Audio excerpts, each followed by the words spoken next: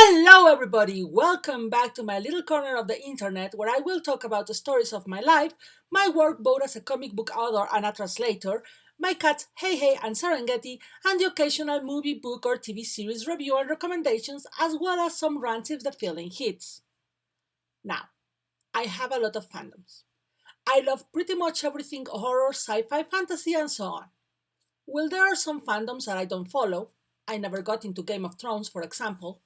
There are others where I am not moving my tent, not even years after the series or movies are done.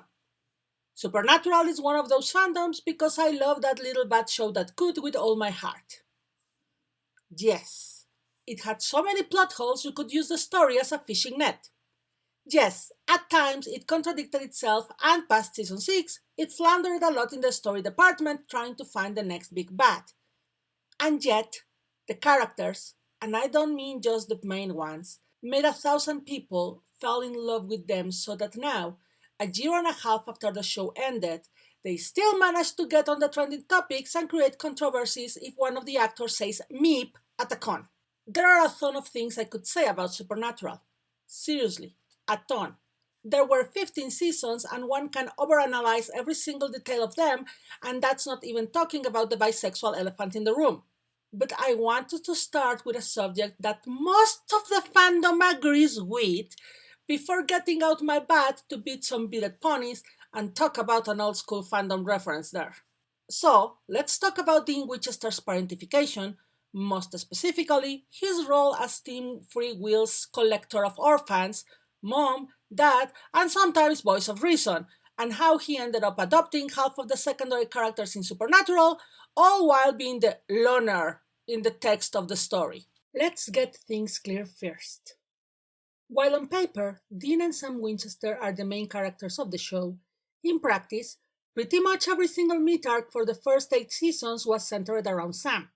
Even season 4, when it's revealed that Dean is the righteous man that is destined to end the apocalypse, is more about what is wrong with Sam than about how heaven is manipulating Dean, and the interesting part of Dean being Michael's vessel for the apocalypse had to be mirrored by Sam being Lucifer's vessel, and well, we know Dean ended up being an afterthought for the actual apocalypse and didn't get to explore the stuff about Michael until around season 13, and it wasn't even our Michael. Ahem. Yeah, Dean has always gotten the short stick when it comes to the meat arc, and the less we talk about the finale, the better. So, way back in the beginning, the writers needed something for Dean to do to distinguish him from Sam, the family rebel who wanted a normal life, but not to make him antagonistic to Sam, as he was to be Sam's support system in the Chosen One's narrative. An original draft of the pilot had Sam suspecting that Dean had killed John, but that never went anywhere, and they couldn't make Dean a regular hunter who needed Sam because, well, due to John's constant disappearances and Sam's retirement, Dean had to be hunting alone and be good at it. While I wasn't around the writer's room when it happened, I think they struck gold somewhere around episode 3, Dead in the Water. In that episode, Dean, who has been said to be a man whore who only cares about hitting on hot women and following his father's missions, stops everything to talk and try to understand the traumatized kid who is the victim of the week. A child with selective mutism, something that we'd later learn was also experienced by Dean, who thinks no one will believe what he has to say. And Dean, rather than be brash and angry, helps him open up and obviously cares about the kid. And from that moment on, every time the writers had the chance to put Dean in a parental role, they took it. To the point that he also went from big brother who does keep an eye on his younger brother to actual parent of Sam Winchester, John Who, as we see him cook for Sam, making sure Sam had a somewhat normal childhood, protecting him from John's worst side, being proud of Sam getting the girls. In fact, Dean is pretty much a shipper on deck for every single woman Sam likes, except for Ruby, for obvious reasons. And more important, ready to sacrifice everything for Sam's safety. Important thing here, safety, not happiness. Dean wants Sam to be happy, of course, but he'd rather have Sam being safe if Sam's happiness can make Sam be in danger. See again, the Ruby situation. So, who is the one who will sacrifice their own happiness for a younger relative's safety, who will give literally their soul for said younger relative and will even accept the role of the villain in that someone's narrative if it will keep the kids safe? Parents. It's more common to give this role to the mother, but fathers do that too. And to be fair, we're going to be dealing with some heavy stuff here, so adding the whole mother-coded part of the characters would make the video too long. So we will stay on the fatherly side. As I said, the parentification of Dean Winchester. Of course, here I have to say, I am not sure that the writers knew what they were doing when they started parentificating Dean. I am sure they weren't intending to make young Winchester the worst father this side of, say, that guy in Full Metal Alchemist who used his own daughter as a guinea pig, and that in their minds he was still doing the best he could under the situation. I am also sure that they never intended for the brotherly bond to have a possible reading where we see narcissistic abuse from the side of either brother. And I am not going to kick the hornet's nest that is deciding which brother abuses which, since both readings are possible and both are pretty much against the intent of the text. And yet, here we are.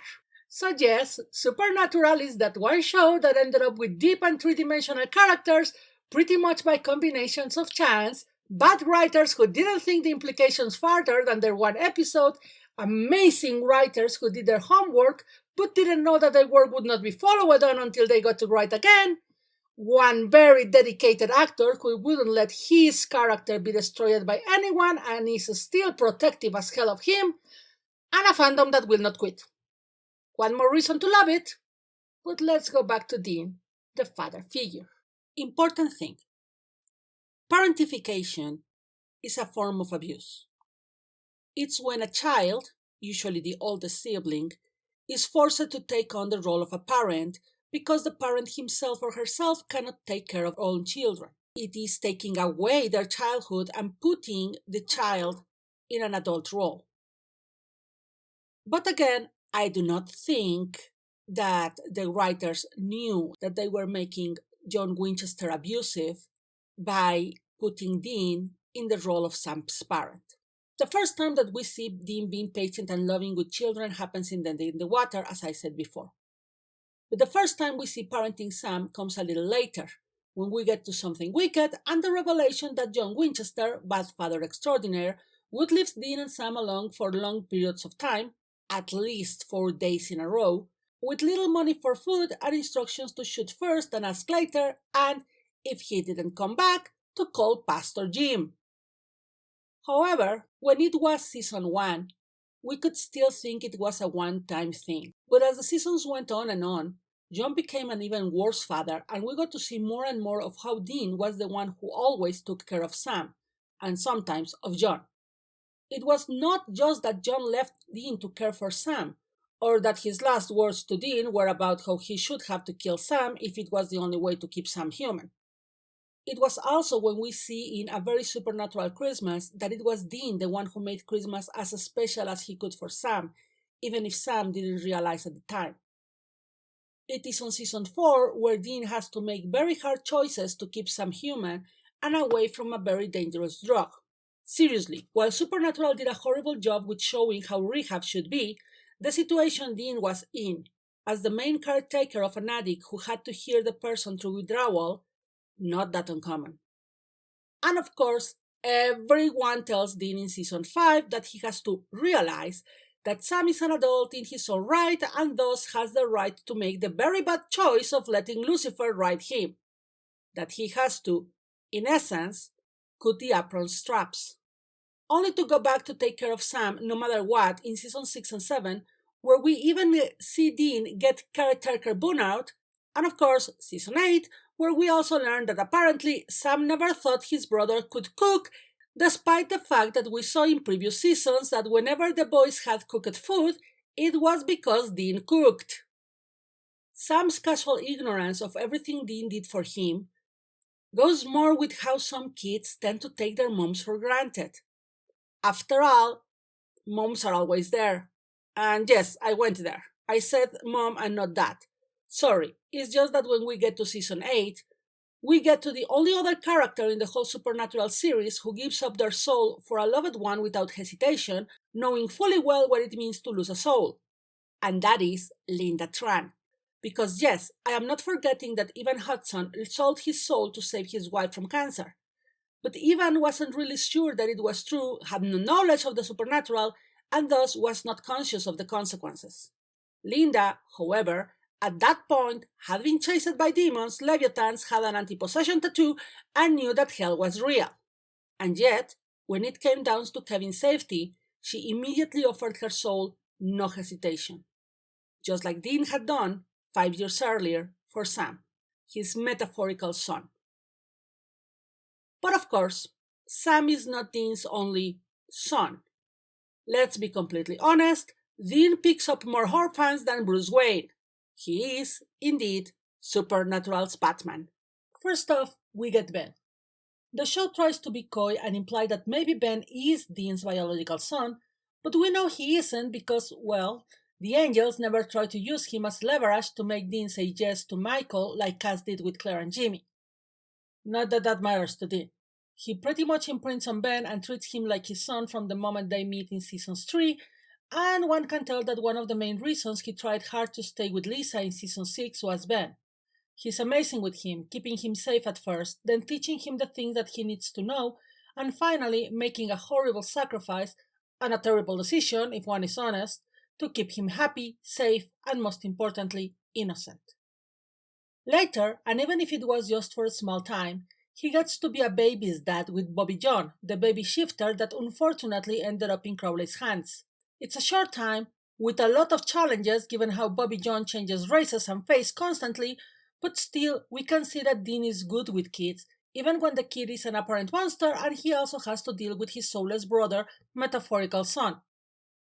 Then we have Christy Chambers, a hunter's kid who needs help saving her father. While they meet when Dean is in a less than ideal mind state, having just lost his father figure, Bobby, the moment they meet when Dean needs to get there to save Sam, because of course, the one thing that can get Dean out of his search for revenge for Bobby is Sam being in danger, as Cass was kind of dead at the moment. It's very funny to see how they mesh great together, Dean talking Chrissy's sass in stride but not letting her bullshit him as she managed to bullshit Sam. They'd meet again much later when Chrissy's dad gets killed, and his attitude around the other kids she's with is pretty much dad meeting baby's first boyfriends, even if Christy insists that nope, she's not interested in them. As an aside, why wasn't Chrissy sent to Jodie? She's prime material for the Wyward sisters, if you ask me. Right in the heels of Chrissy, there is poor Emma Winchester, Dean's only biological child. As half Amazon, she grew up to become a teenager in less than a week and was sent to kill Dean just as all her sister had killed her parent. But Emma didn't kill Dean. Instead, she listened to him, which makes it even more tragic when, just as they start talking and we can picture Dean actually trying to be a father again, because again, he has been a parent, and a very good one at that, Sam comes in and, no questions asked, kills Emma in a weird you owed me one thing that is another one of those bearded ponies that has been beaten to death in fandom. Then we have Kevin Tran, advanced and placement prophet of the Lord and badass kid. While Kevin is most definitely not an orphan, and his relationship with the Winchesters is shaky at best given the fact that Sam abandoned him for a year in the loving care of the King of Hell, once he moves in the bunker, Dean also turns his parenting on, encouraging Kevin, reminding him of everything he's done despite all of the challenges. Of course, this couldn't last long, as Kevin got killed by Gadriel following Metatron's orders, but once again, we can see how hard this hit Dean, even after they save Linda Tran from Crowley. After Kevin, we get a surprise. Claire Novak, the daughter of Castiel's vessel. And it's a real surprise because she originally hates Castiel as she sees him as the one who stole her dad, but even if she also has resentment to Dean because, well, it was Dean the one who needed Cass to have a vessel, she clicks with him. And he immediately takes the role of her protector while also listening to her troubles and forms a rapport with her like he had done with Chrissy before. This goes on as, even if Claire is not as recurring as she could have been, she later turns on to be a good parallel to Dean at her age, and she keeps trusting him and he keeps trying to steer her away from the mistakes he made, even as she lives with Jodie. and Alexis, another girl who Dean bonded with, this time about their shared experience as temporary vampires, even if his rapport with Alexis was too short to call her one more of Dean's adopted children. Finally, we have Jack Klein, Castiel's sole son and Lucifer's bio kid. His relationship with Dean is probably the most complicated as, for one, Jack also had to grow up really fast, like Emma, so at birth he looks like a teenager. And second, and most important, he is born the day when Dean had to see Castiel die again, and whatever you think about Dean and Castiel's profound bond, you can't deny that when Cass dies in front of Dean, Dean stops functioning properly. So at first, he blames Jack and treats Jack as nothing but a monster, marking Jack as the one kid that Dean doesn't like immediately. But once Cass comes back and it becomes obvious that he considers Jack his son and wants to be a good father, Dean's attitude begins to change.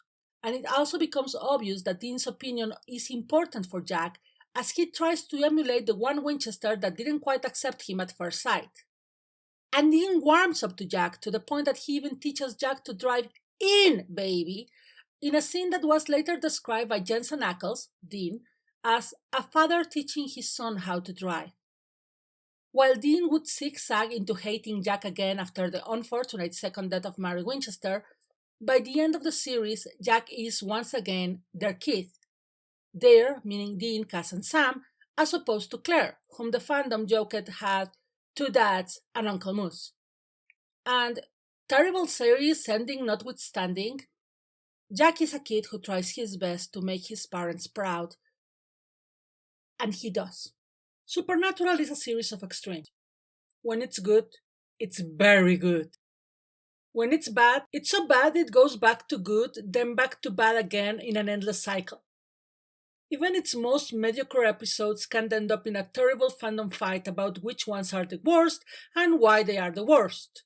And well, the less we say about fandom in fighting, the better, because yes, the fandom is the supernatural family, and family doesn't end up with blood, but we, because as I said, I am part of the fandom and very proud of that, are like a family stuck in an endless Thanksgiving dinner, and yes, sooner or later we are going to devolve into a mashed potatoes fight over the silliest things. But the one thing we mostly agree on is that the thing that made Supernatural last 15 seasons were the characters. And Dean Winchester, well, a lot of the fandom agreed that he was the heart of the series and that he deserved a lot better than he got. Like, for example, get to live to his old age, surrounded by all of his adopted kids. I want to thank my dear patrons Mitch Hyman, Elaine Ho, and Jessic, as well as my first supporter Tanya Pineda, and Amy Song, who is the greatest human being on the planet and without whom these videos would not be possible. I also want to remind you that if you want to support these and my other projects and get your name mentioned here, you can do so at patreon.com/Adalisa, written link on description, as I know my name can be hard to spell, and with just $1 a month, you will always be thanked in my videos, as well as get access to a ton of art before anyone else. If you can't support me this way, I also accept likes, subscriptions to the channel, comments so that the algorithm catches engagement, and of course, you sharing the links. I also welcome all your questions, feedbacks, and suggestions in the comments below.